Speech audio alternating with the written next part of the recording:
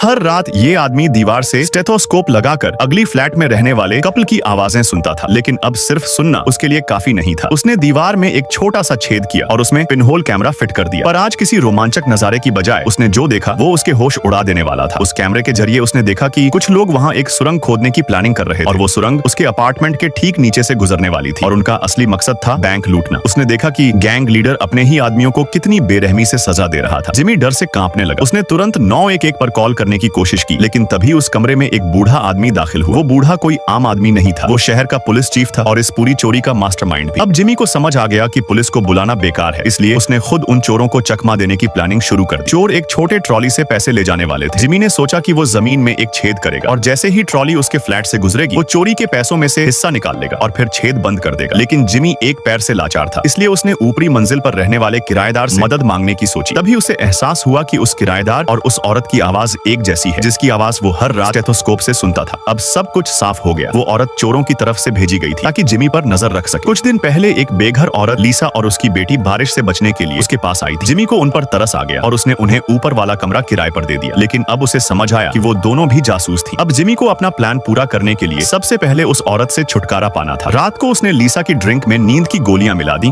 और उसे बेहोश कर दिया। लेकिन उसने उसे मारा नहीं, क्योंकि वो खुद उन अपराधियों से अलग था। बस उसे कुछ देर के लिए बांध दिया ताकि वो दखल न दे सके। पर जिमी एक बात भूल गया, लीसा की छोटी बेटी के बारे में। जैसे ही वो नीचे गया, देखा कि बच्ची उसी गड्ढे में घुस गई है जो उसने खोदा था। अगर चोरों को इसका पता चल जाता तो उसकी जान पर बनाती। किस्मत से बच्ची सही वक्त पर छिप गई और चोरों ने उसे नहीं देखा। फिर पुलिस चीफ ने बताया कि रात 10 बजे प्लान को अंजाम दिया जाएगा। उसने कहा कि उस समय पेट्रोलिंग ऑफिसर्स को दूर भेजा जाएगा। साथ ही उसने सख्त हिदायत दी कि लॉकर नंबर 88 को कोई नहीं छेड़े, क्योंकि उसमें ऊपर वालों के पैसे रखे हैं। चोरों के जाते ही जिमी ने जल्दी से बच्ची को बाहर खींच लिया, लेकिन तभी लीसा का फोन बज उठा। कॉल कर रहा था खुद गैंग लीडर।